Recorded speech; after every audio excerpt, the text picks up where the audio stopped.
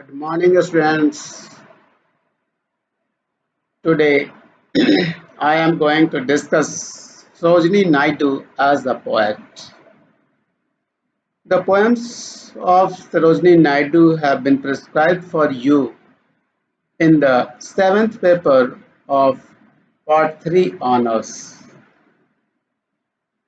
You know, Sarojini Naidu is called to be the Nightingale of India.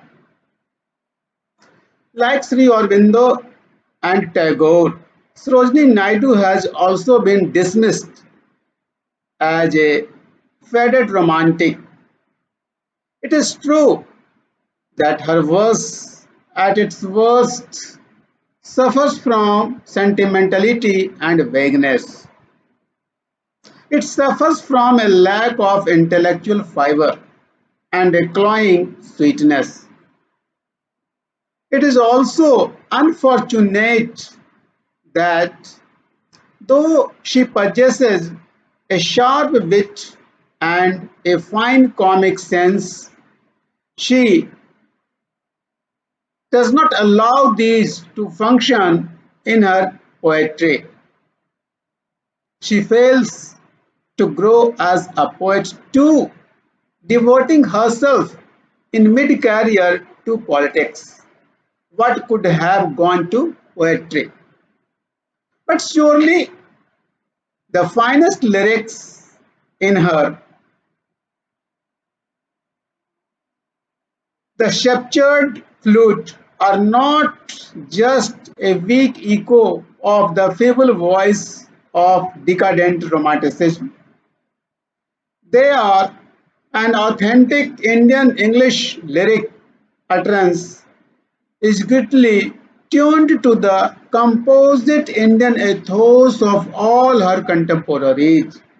She has perhaps the finest ear, and her mastery over word music is indisputable.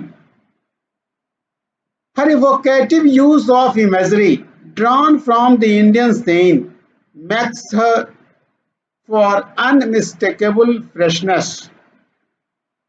Her best work is redolent with the pageantry and charm of traditional Indian life and the splendors of the Indian landscape.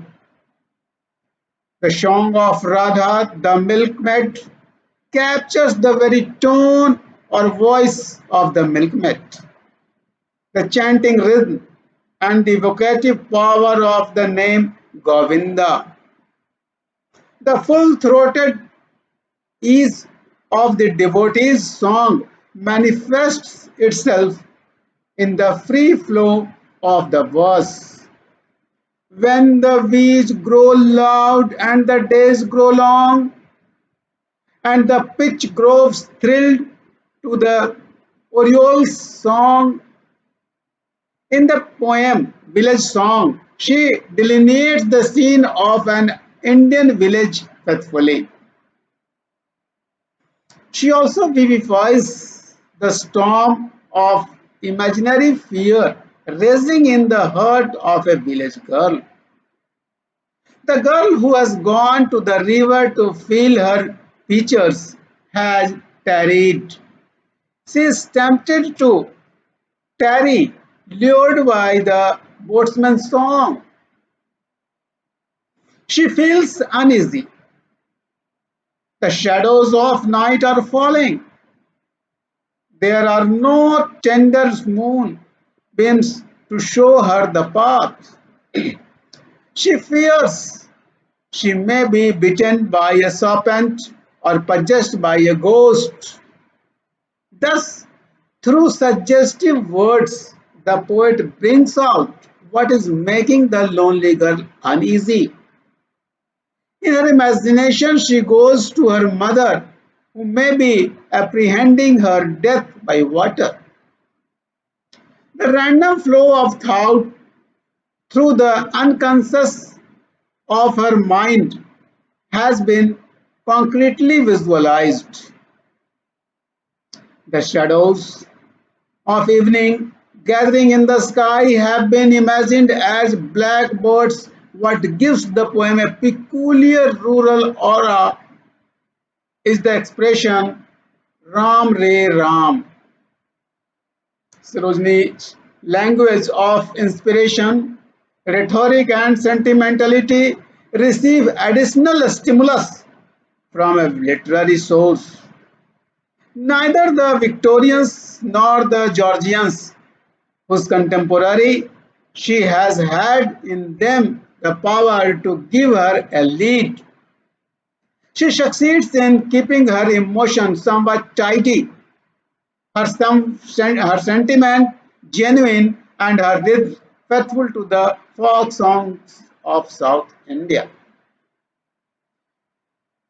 She does compose some very good verses, as in the poems Corn Grinders, Indian Weavers, and Festival of Servants.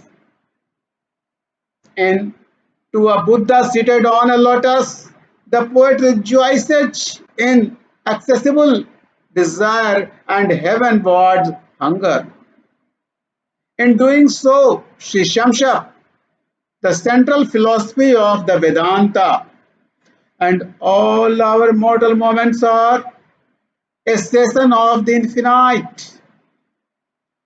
The figure of the moon as a cast mark on the forehead of heavens is in itself a work of daring imagination.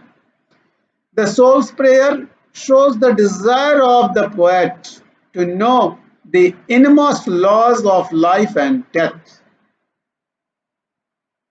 She wants God to spare her no bliss or pang of strife. She wants him to make her familiar with the intricate Lord of love and life and the mystic knowledge of the grave. God grants her prayer. Child, I will hearken to thy prayer, and thy unconquered soul shall know all passionate rapture and despair. Thou shalt drink deep of joy and fame, and love shall burn thee like a fire, and pain shall cleanse thee like a flame to purge the dross from thy desire. The poet imagines life as prism of God's light and death as the shadow of his face. Like the Romantics, she regards nature as a refuge from the cares of human life. Though unlike Wordsworth, she is hardly a nature mystic, nor is she a Keatsian in sensuous apprehension of nature. She is at her weakest in her occasional and patriotic poems. Her finest lyrics have a perfect structure and an exquisite finish. To her, as to Relic, singing was bowing. It is true that her diction and imagery often run into conventional romantic grooves, but those who dismiss her entire work as a mere carbon copy of British Romanticism ignores her evocative use of imagery.